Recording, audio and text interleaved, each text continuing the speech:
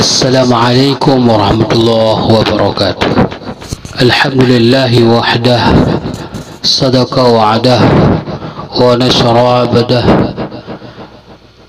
Asyhadu an la ilaha illallah wahdahu la syarika lah, wa asyhadu anna sayyidana wa nabiyana Muhammadin wa ala alihi wa ashabihi ajma'in, amma ba'du. Saudara-saudara kaum muslimin yang berbahagia, bersyukur kepada Allah, selawat dan salam kepada Rasulullah sallallahu alaihi wasallam.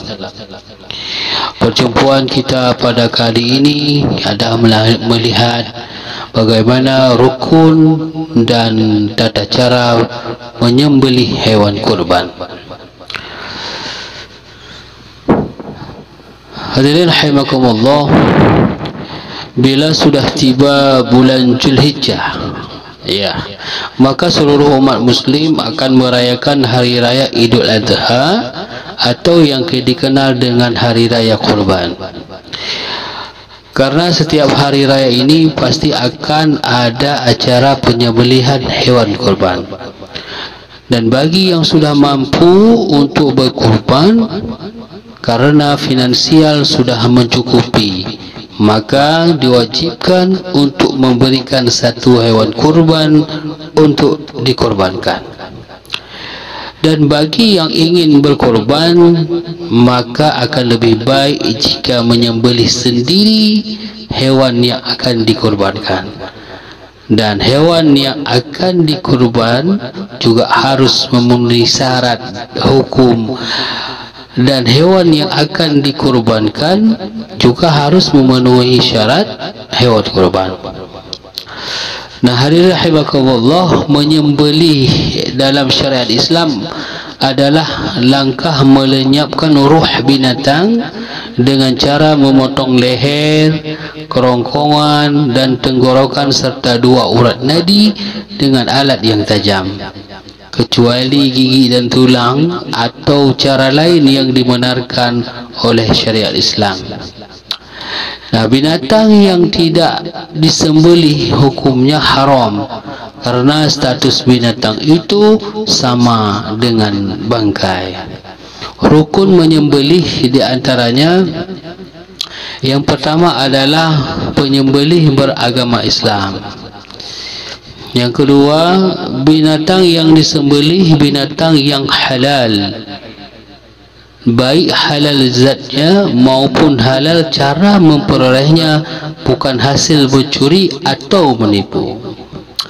Nah, yang ketiga adalah alat penyembelih harus tajam agar dapat mempercepat proses kematian binatang itu dan tidak terlalu menderita sewaktu disembelih.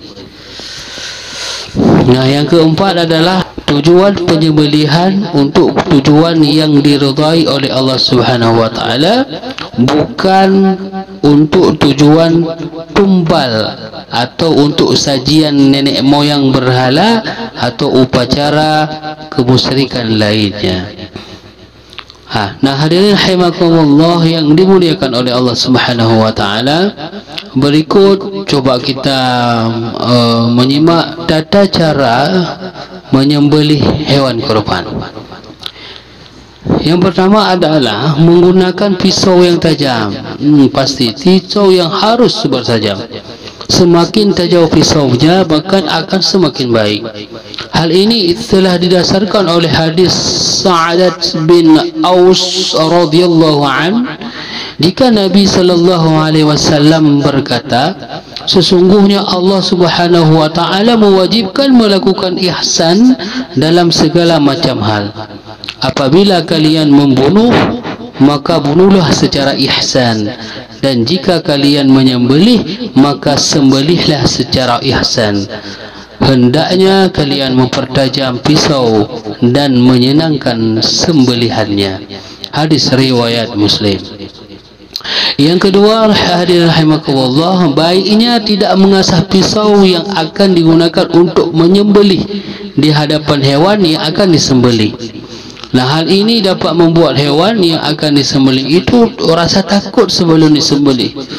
Maka hal ini didasarkan pada hadis Ibnu Umar radhiyallahu anhu. Maka dengan hal ini didasarkan pada hadis Ibnu Umar radhiyallahu anhuma yang mengatakan Rasulullah sallallahu alaihi wasallam memerintahkan agar mengasah pisau tanpa memperlihat kepada hewan.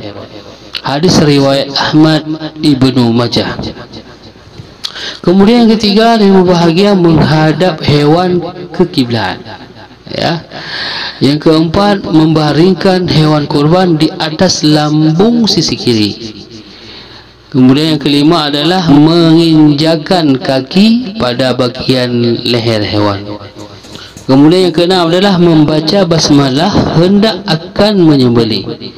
Yang ketujuh, membaca takbir.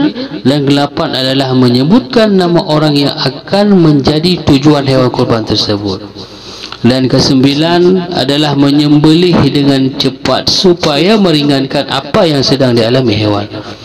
Nah, yang 10 adalah memastikan pada bagian kerongkongan, tenggorokan atau dua urat leher itu telah terpotong dengan pasti. Nah, kemudian yang ke-11 adalah dilarang mematahkan leher sebelum hewan tersebut benar-benar mati. Nah, hadirin rahimakumullah yang dirahmati Allah Subhanahu wa taala, maka dengan demikian juga harus diperhatikan hal-hal yang makruh, ya, sebuah status hukum terhadap suatu aktivitas di dalam Islam.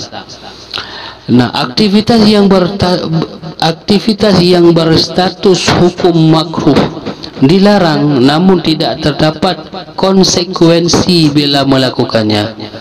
Atau dengan kata lain, perbuatan makruh dapat diartikan sebagai perbuatan yang sebaiknya tidak dilakukan dalam hal penyembelihan. Nah, apa yang hal harus diperhatikan adalah jangan sampai menyembelih sampai putus lehernya.